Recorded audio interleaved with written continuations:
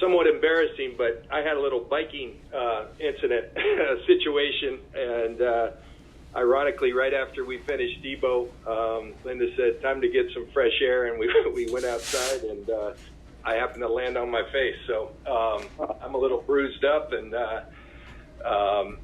not going to become not interested in becoming a meme going forward. So I'm laying low for a little bit, but we're not here to talk about me. We're here to talk about Deebo. And in the statement the other day, I think some people were having fun with it, using the word overjoyed, but that really wasn't the sense.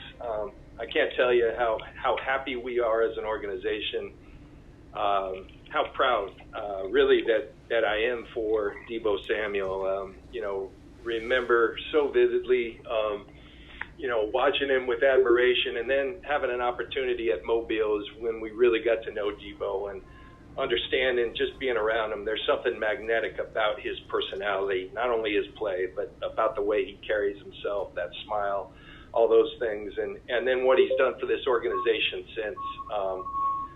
Kyle talked about it, I talked about it. His play is incredibly inspirational. I've used something that Herm Edwards used to talk a lot about. When will meets skill, you got an opportunity to be special, and I think Deebo probably embodies that better than any player I've ever seen, and so we're extremely proud, excited, overjoyed, all of those things to have Deebo in the fold for years to come. I'm thankful to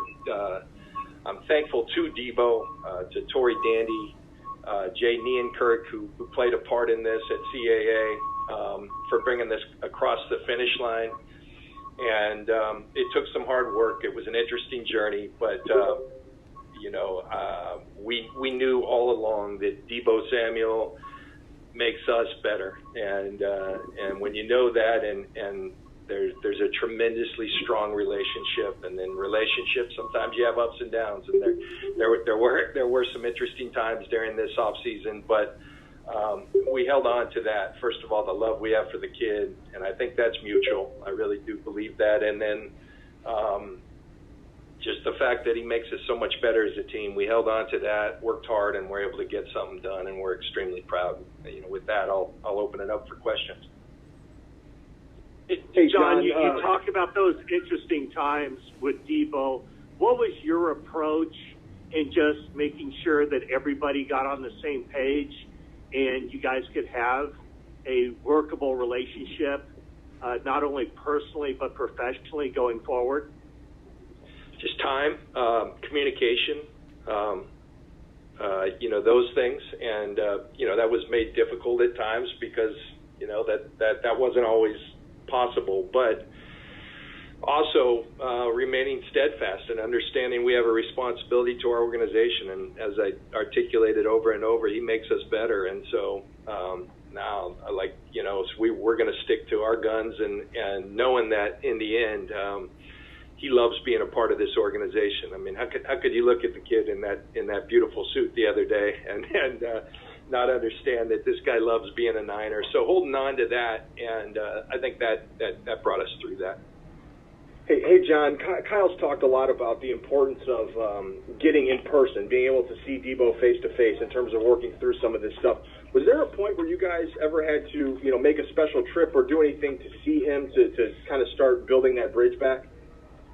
I'm going to leave those things unsaid. I can tell you that we worked our tails off to communicate. It is difficult at times during the off season, and I think a huge step in this, as I look, when Deebo made the decision to come, albeit he didn't participate, but just to show up at the mandatory minicamp, I thought that was huge, and really allowed us to say, okay, you know what, now. And I've always said, when there's motivation on both sides to get a deal done, it's just a matter of time. And held on to that thought all along. But right there, I said, okay, we're good. So, Hey, John, you guys have about 40 other players going into their contract here. So, what are the realistic expectations that somebody else might have an extension before the season, or are you going to just let basically everybody else play out?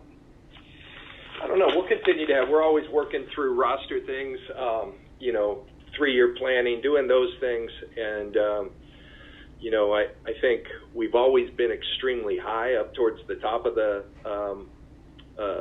league in terms of guys signed. Last couple of years we've done a lot of one-year deals. I think that contributes to it, but we feel really good about where we are as a roster. We'll always continue to work to improve that, and we like signing our own players. So nothing in the works right now, but we'll always leave that open. John, Trent Williams said that he was talking to both sides throughout the process. Were there any other players that came up to you and were offering encouragement about Deebo's extension? Well, I think everybody was interested. He's such an important part of this team. Trent's got a tremendous amount of wisdom. He really does, and it's been so fun getting to know him and feeling that. He's a trusted friend of Deebo's, I know that, and he's a player for us. But Kyle and I are both very close with him, and Kyle obviously has a much longer relationship, having coached him out at Washington, and I think Trent was helpful. Just given some counsel. Trent's been there before, and we were thankful for that. And it took all those things to push it across the finish line, but we're there now, and super fired up about the prospects moving forward. And nobody said it better than Deebo when we first talked after we agreed. The first thing he told me, it's time to go to work, and that's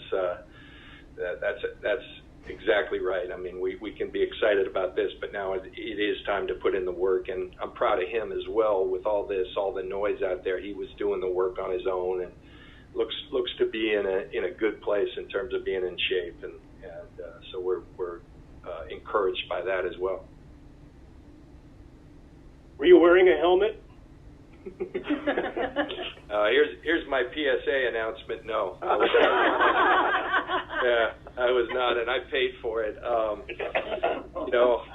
I'm scheduled to be in Canton to support a couple of friends, Bryant Young and Tony Baselli, but I don't know. I can wear shades, but I think I'm going to be answering so many questions. I might just be better up here in my office. I can do my job up here, and we'll see. I heal quickly. No broken bones? No broken bones, but broken ego. All right. John, is there any sort of update you can give us on Jimmy? Are you still in holding pattern there, or any progress on that front at all?